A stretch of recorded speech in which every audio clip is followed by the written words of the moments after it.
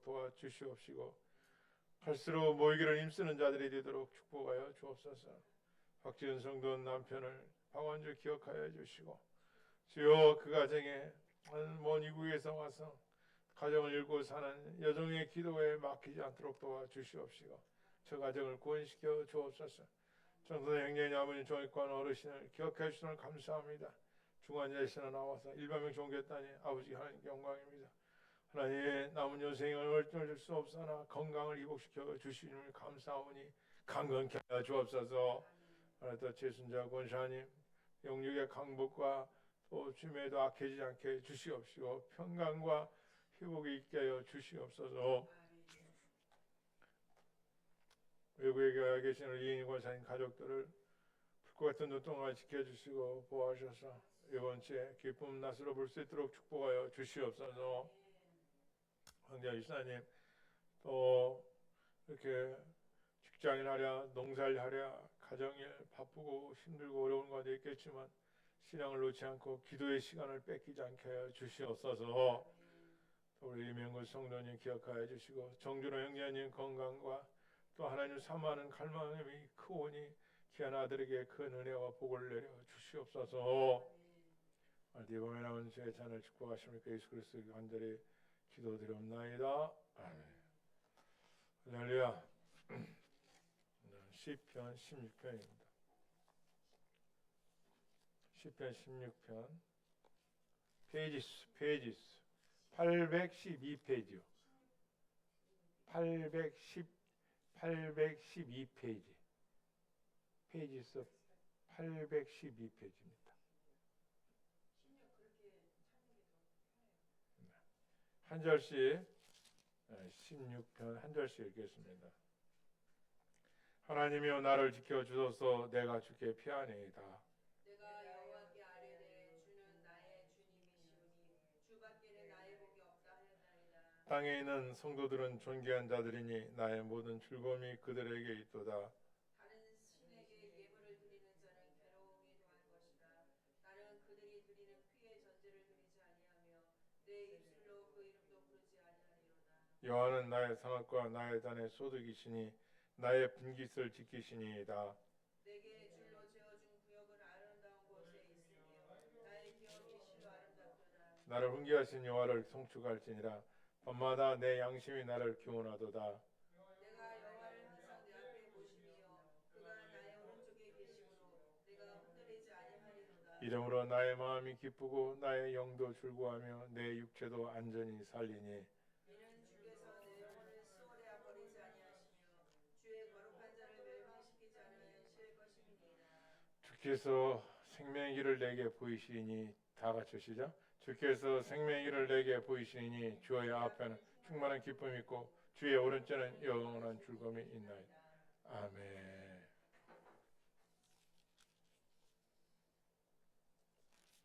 오늘은 시편 16편 우리가 하나님의 은혜를 사모하는 마음으로 또 은혜를 받겠습니다.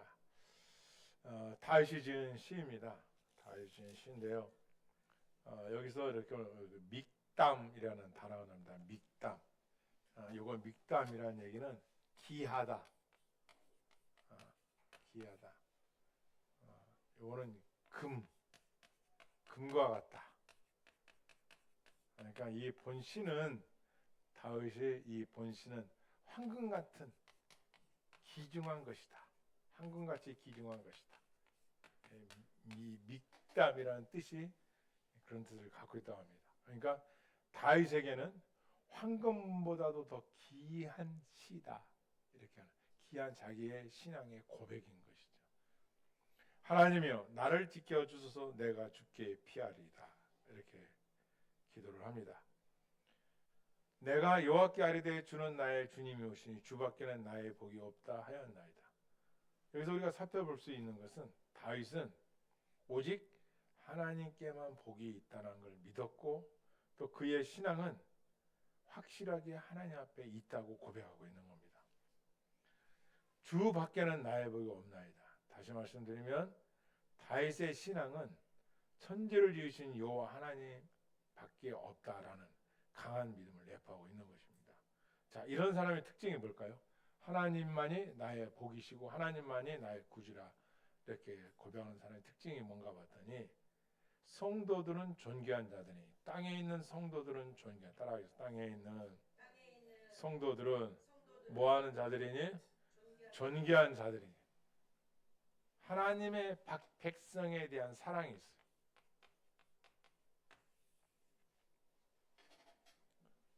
하나님의 백성에 대한 존귀한 마음이 있더라 이거예요.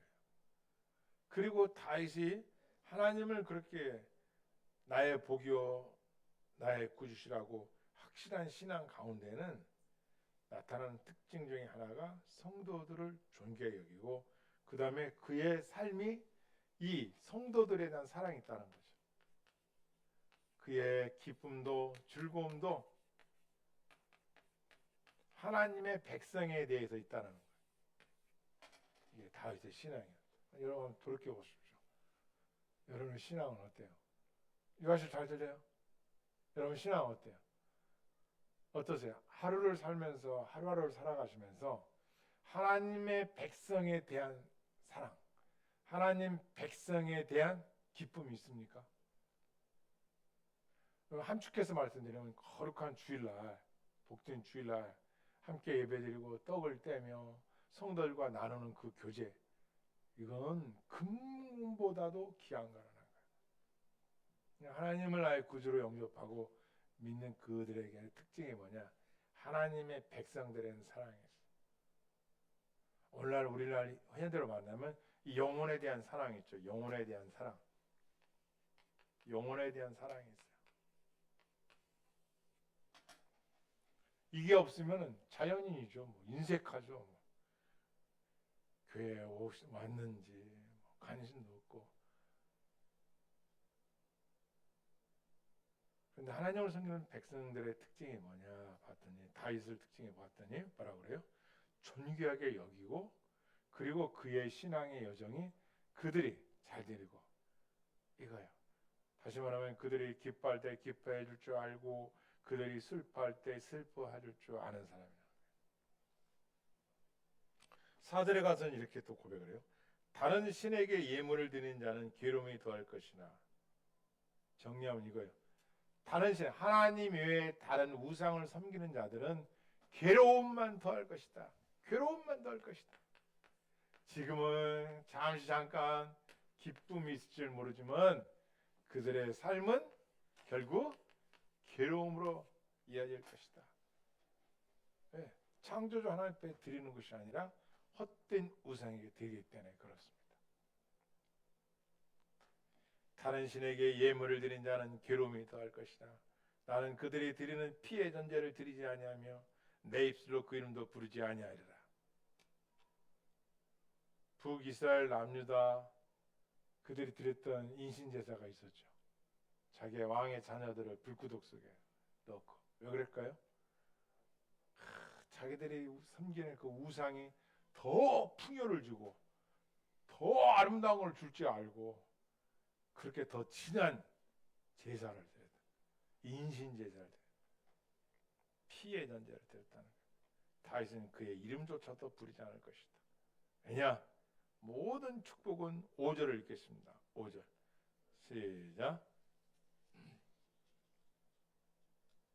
여호와는 나의 산업과 나의 잔의 소득이시니 나의 분깃을 지키시나이다. 시편 16편 5절입니다. 시작. 여호와는 나의 산업과 나의 잔의 소득이시니 나의 분깃을 지키시니이다. 이게 산업 나할라. 그다음에 분깃 나할라 헬레크. 토지의 분배를 나타내는 용어예요. 용어. 토지. 그러니까 다윗에게의 산업 토지는 뭐냐? 여호와 토지로 가리키는 용어에 대해서 말한 이유는 뭐냐? 이거예요. 여호수아가 가나안 땅을 정복을 하고 지파별로 땅을 나눴지 않습니까? 다윗이 고백을 맞아요. 12지파가 나눠 가졌던 그 땅과 같이 나에게 분깃은 그런 땅이 아니라 나의 분깃은 하나님이시다. 이렇게. 왜요? 레위 지파는 받지 않았잖아요. 땅을. 그것처럼 자기의 신앙이 이렇다는 것을 좀 고백하고 있는 겁니다. 왜 이런 고백할 수 있느냐? 내게 줄로 재어진 구역은 아름다운 곳이 있으며 나의 기업이 실로 아름답다. 이렇게 말씀하십니다.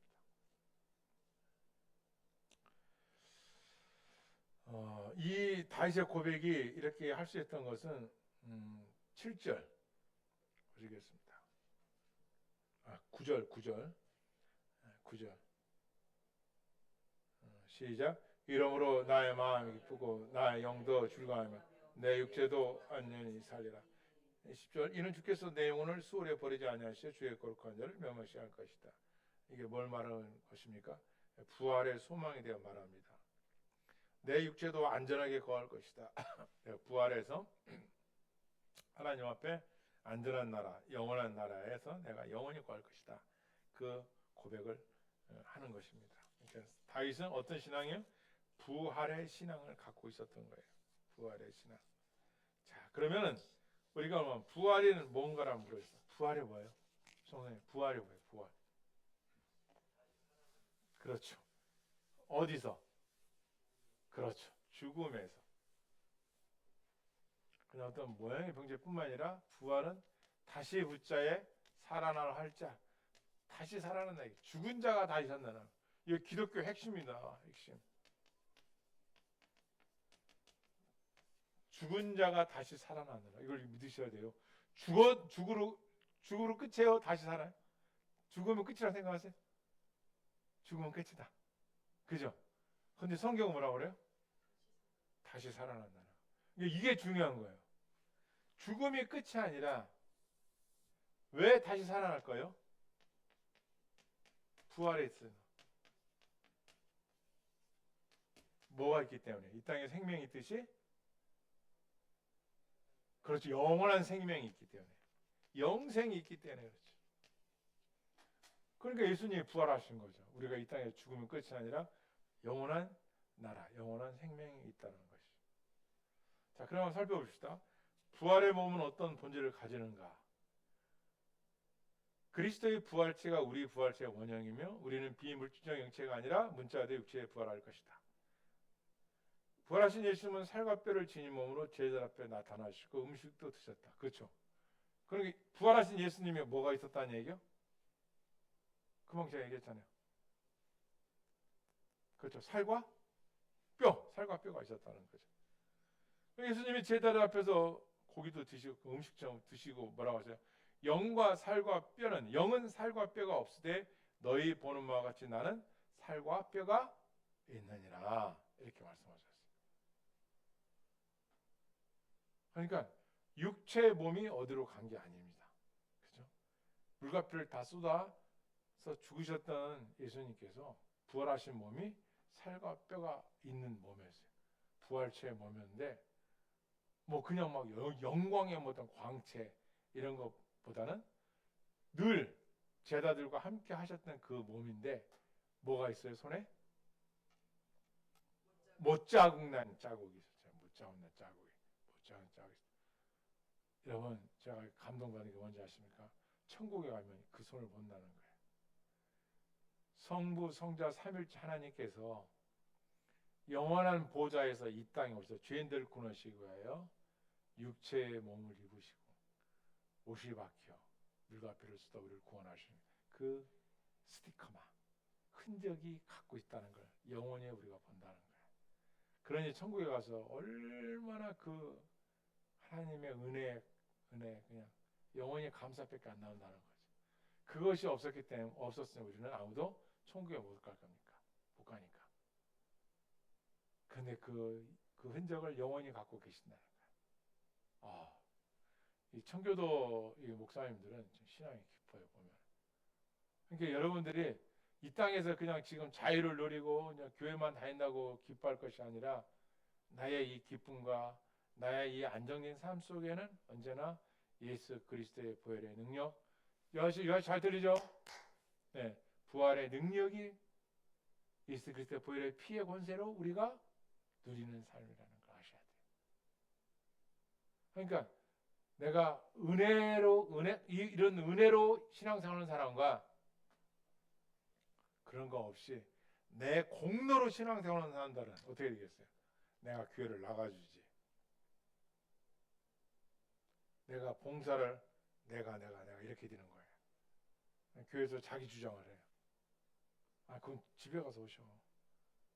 교회는 하나님의 것인데 하나님 말씀대로 해야지. 가정도 마찬가지죠. 그래서 그 은혜를 아는 사람. 그래서 우리가 왜 교리를 공부하는지 아십니까? 성경 말씀을 우리가 읽고 듣고 배우지만 그 성경에서 말하는 골자들을 알아야 그 성경의 말씀을 얼마나 은혜스러운 걸 알게 되는 거예요. 그래서 초대교회 때는 매일 모여서 예배드렸어요. 매일 예배드렸어요. 가정 예배, 모여서 회당에서 예배드리는 것 매일매일 드렸다. 우리가 흙에 속한 자의 형상을 본 같이 또한 따라서 하늘에 속한 형상을 입을 것이다. 고린도서 15장 49절 말씀이에요. 우리가 이 땅에 육체를 태어나서 보니까 우리가 육체를 입고 있잖아요. 마찬가지로 우리가 부활한 그 몸은 신령한 몸인데 영원한 하늘나라에서 사는 그런 신령한 몸으로 입는다고 성경 말씀하고 있는 거예요. 그러니까 우리의 신앙생활이 계속해서 반복적으로 가르치는 것은 죽음은 끝이 아니라 이건 수없이 얘기하는 거예요. 죽음이 끝이 아니야. 심판이 있어. 죽은 후에는 부활이 있어. 다시 살아나. 그리고 심판마다 예수님 믿는 사람 천국으로 들어가고 안 믿는 사람 지옥으로 간다. 이걸 성경을 계속해서 가르치시는 거야. 그래서 우리의 이 부활은 복된 소망의 핵심이자 기독교의 기초적 아주 그냥 교리입니다. 교리. 기초적 교리예요. 가장 기본적인 거예요.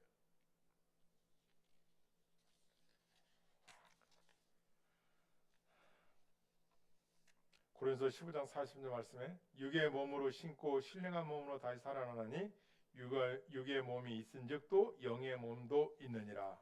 죽음이 끝이 아니라 죽은 후에 하나님 앞에 심판도 받게 되고 또 죽은 후에 영원한 신령한 몸이 있다라고 말씀합니다.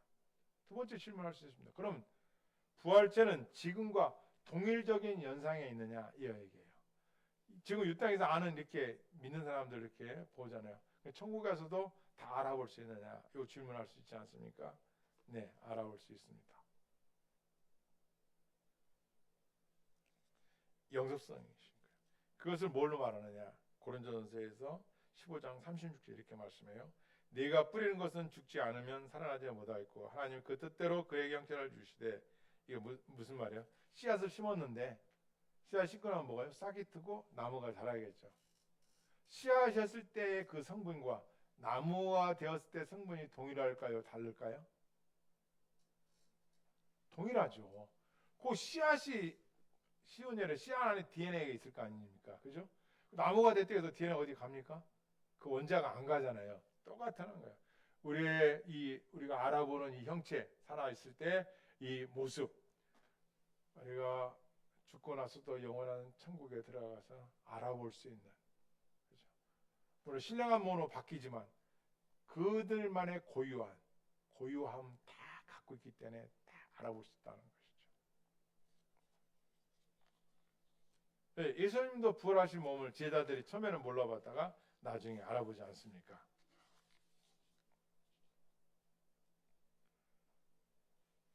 외모는 변하지만 그 사람의 정체성을 나타내는 본질적 특징은 계속 유지가 될 것이다. 이렇게 말합니다. 신학자들이.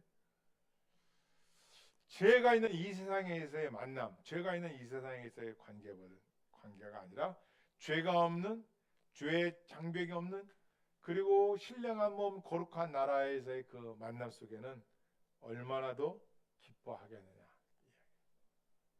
믿는 사람. 그 영원한 나라에서 가족들을 다시 만났다. 예수님 믿고 얼마나 기쁘겠어요. 왜? 영원히 사니까. 생각해 보십시오. 거룩한 나라에서 친밀함이 더 강할 것이다. 예수님 부활하실 때 믿지 않는 제자 한 사람 있었죠. 말고 그렇죠. 도마가 어디에다가 도마. 내가 내 손을 예수님의 손과 옆구리를 보여주세요. 자기가 손가락 넣어보고 진짜인지 아닌지. 예수님이 그랬잖아요. 요한복음 20장 20절에서 예수님이 손과 옆구리를 보여주시면 제자들이 그걸 보고 뭐 했더라? 기뻐하였더라. 진짜거든. 십자가에 달리셔서 로마 병정에 창에 찔려 옆구리가 그렇죠? 물과 피를 다 쏟으셨고 손에 못 박히신 것 다 보고서 다 놀라요. 자, 그럼 천국에서 부모님을 알아볼 수 있을까요? 배우자를 알아볼 수 있을까요? 이러한 질문들을 우리들을 사로잡습니다. 죽음으로 끝나지 않습니다. 부활한 몸은 장가도 가지 않고 시집도 가지 않지만 알아볼 수 있다는 것입니다. R.C. 스프롤 교수도 사라진다는 것이 아니라 조심스럽게 다 알아볼 것이다. 이렇게 말을 해요. 그러므로 부활은 우리의 정체성을 지우는 것이 아니라 완성이라는 것이죠. 우리가 여기서 살펴볼 거 뭐냐? 나는 뭐 이 땅에서 이렇게 뭐 죄 짓고 살고 내 마음대로 살고 그리고 예수님 믿으니까 이제 천국에 믿으면 그렇게 하지도 못하지만 막 그런 대로죠. 한쪽은 교회, 한쪽은 세상. 그러다가 만약 천국에 간다. 그럼 누가 나를 알아보겠냐? 내가 신령한 몸으로 변화한다는데. 그건 믿음이 있는 게 아니죠. 진짜 믿음이 있으면 어떻게 돼요? 항상 얘기해요. 성화의 삶이 살아야 돼요. 이게 성령의 열매. 거짓말하고 속이고 비방하고 욕하고 여러분 이 세상은 여러분이 속임을 당하면 어때요? 배신을 당하고 속임을 당해도 어떠세요? 네? 분하죠. 반대로 생각해 보십시오. 주님은 어떻게 해요? 우리한테 속지도 않으시지만 우리가 주님이 다 아시는데 그럼 하나님 어떠시겠어요? 그래서 어린애와 같이 아니면 어린애는 어때요? 특징이 그렇죠. 그것도 있고 어린 나이 신앙은 항상 바른 정의감 자기들한테 그저 입력되어 있는 때묻지 않는 누가 거짓말하게 된다고 그거 아니잖아요. 그런 것처럼 주님 앞에서 우리는 어린 나이가 돼. 그래서 우리가 세상을 대해서는 어린아이와 같이 사는 게 아니라 뭐와 같이 살라고요? 지혜 있는 자와 같이 살고 하나님 앞에서는 어린아이와 같이. 세상은 악하니까 그래서 성경은 경계하고 조심하고 마귀를 대적하고 가르쳐주고 있는 것입니다. 자, 그러면 의인도 부활하지만 악인도 부활합니까? 네, 그렇죠. 악인도 부활하죠. 죽은 자는 누구든지 다 부활을 해요. 다만 다른 점이 있어요. 의인의 부활은 무슨 부활을 한다고요? 생명의 부활이요. 악인의 부활은 그렇죠. 영벌, 심판의 부활. 영벌.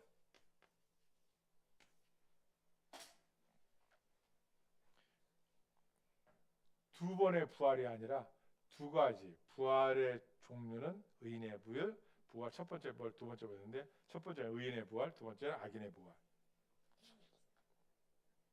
의인의 부활은 영원한 몸으로 바뀌고 악인은 영원롭지 않는 몸으로 부활할 것입니다. 악인의 부활체는 고통을 느낄 수 있는 몸이며 영원한 형벌을 의식적으로도 겪게 될 것입니다.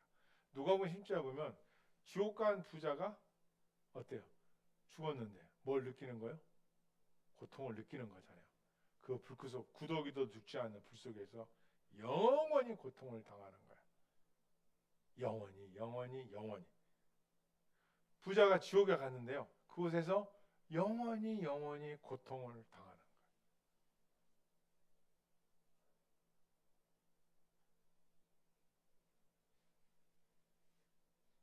그러면 언제 그런 날이 오느냐? 우리는 알 수 없어요. 언제 하나님께 이 땅에 오실지 예수님께서. 그런데 그 음성을 들을 때가 온다는 거예요. 무덤 속에 있는 자가 다 그의 음성을 들을 때가 오나니. 요한복음 5장 28절. 땅의 티끌 가운데서 자는 자 중에 많은 사람이 깨어나 다니엘서 12장 2절 말씀. 그리고 이때 선한 일을 행한 자는 생명의 부활로, 악한 일을 행한 자는 심판의 부활로 나오리로다. 요한복음 5장 19절.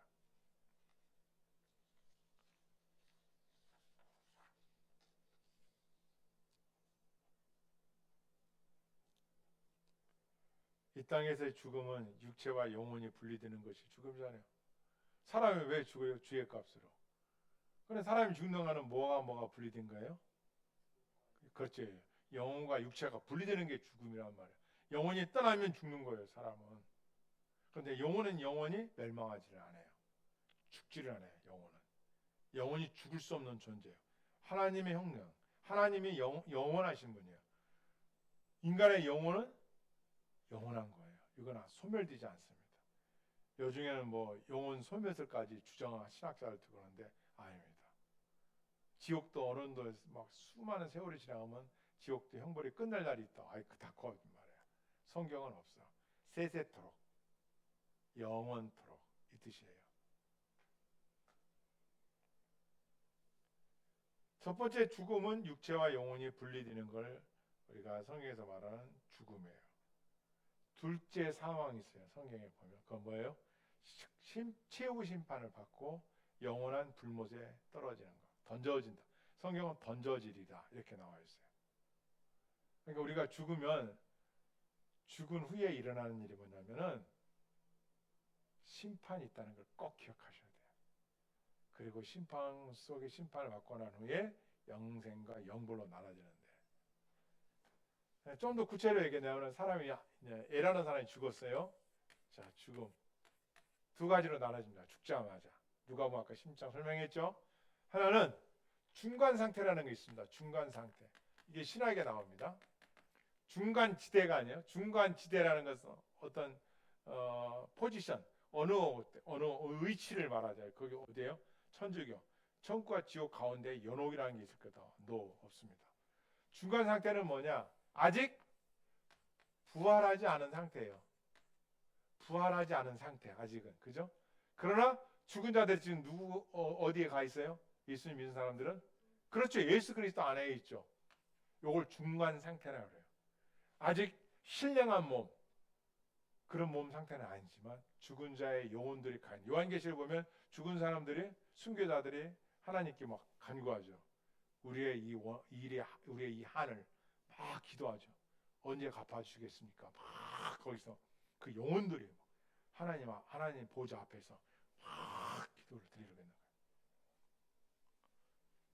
중간 상태를 말합니다. 그리고 여기에는 지금 의식이 있다 없다? 있다. 또 중간 상태 예수님을 안 믿은 사람들은 예를 들어 의식이 있어 없어요? 있죠. 지금 누가복음 16장 아까 부자 나오잖아요. 고통을 당하는 상태로 있는 거예요.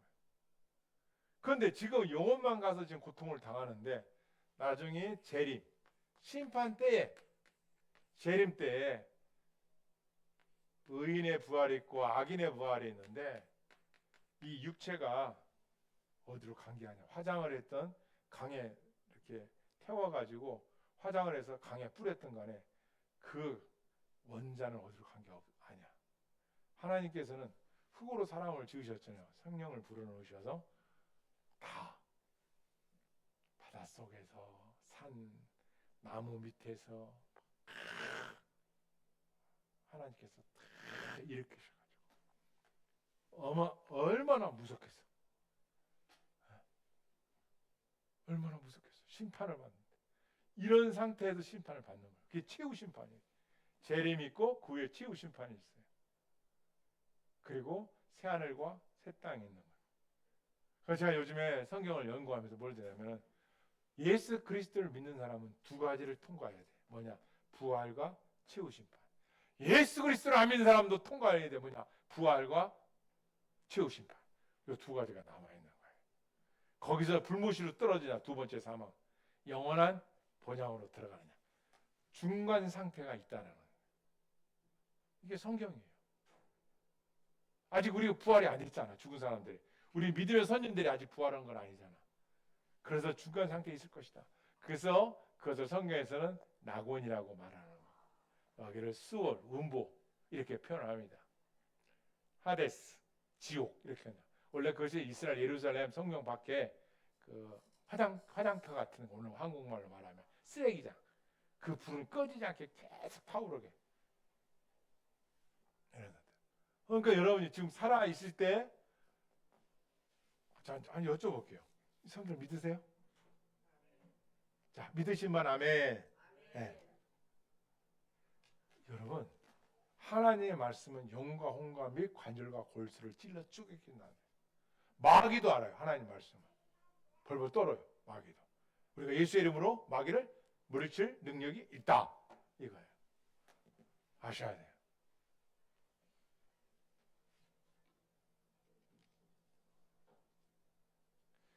예수님 말씀하셨어요. 무덤 속에 있는 자가 다 그의 음성을 들을 때거라니 선을 행한 자는 생명의 부활로 악한 행하는 자 행하는 자는 심판의 부활로 나올 것이다. 말씀했어요.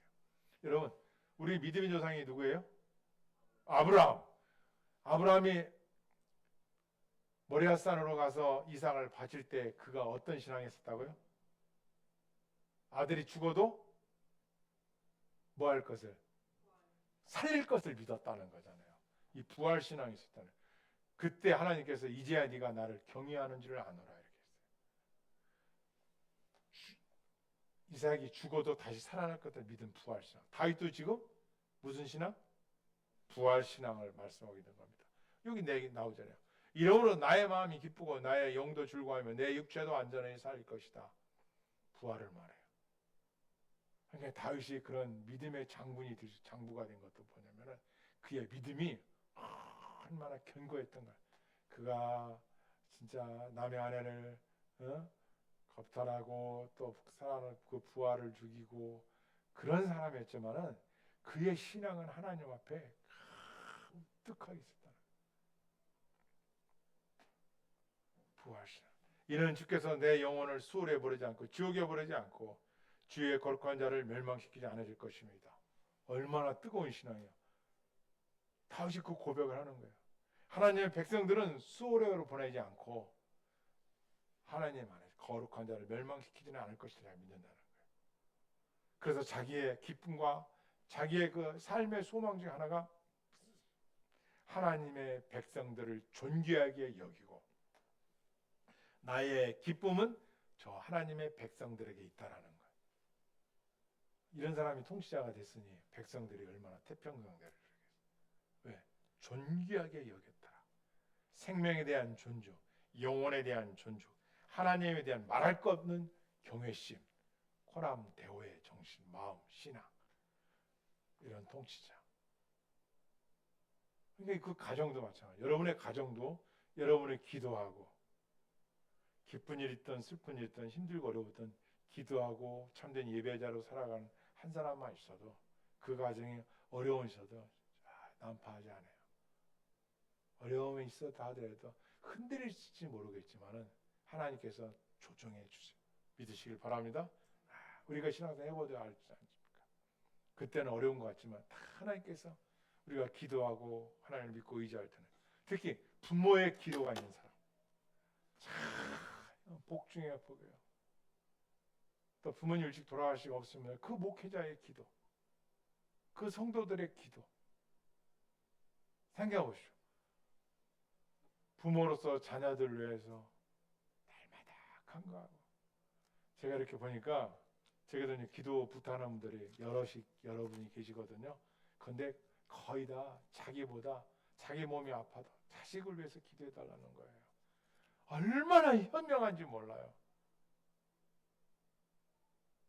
잘 먹고 잘 살라는 게 아니라 그 아이들의 신앙을 위해서 믿음의 배우자를 놓고 믿음의 가정을 이루시려고 아니 젊은 부부인데도 그런 기도 제목을 내놓는단 말이에요. 생각해 보십시오. 여러분은 어떻게 하겠어요? 여러분 주위에 여러분의 기도 제목을 아십니까? 나의 자녀들 위해서 기도해 주세요. 얼마나 하나님 기뻐하시겠어요? 물론 저도 여러분의 이름으로 기도하지만 이런 부활의 신앙을 가지고 확실한 신앙을 갖고 살아가는 자들, 그런 그리스도의 공동체 하나님 기뻐하신 줄을 믿습니다. 아멘. 오늘 우리가 부활에 대해서 다윗이 10편 16편에서 금과 같은 금과 같은 나에게 금과 같은 시이다 말이야. 고백이다. 자기한테 금과 같이 너무나 귀중한 거다. 이 시편 16편이. 그 안에를 찾아봤던 핵심이 뭐라고요? 무슨 신앙? 부활 신앙. 다윗에게는 그 부활 신앙이 있었던 거예요. 그러니까 이 땅에서 살아가는 것이 뭐요? 영원하고 신령한 몸이 되는 그 부활의 날을 위해서 이 땅에서 삶을 살았으니 어떻겠어요?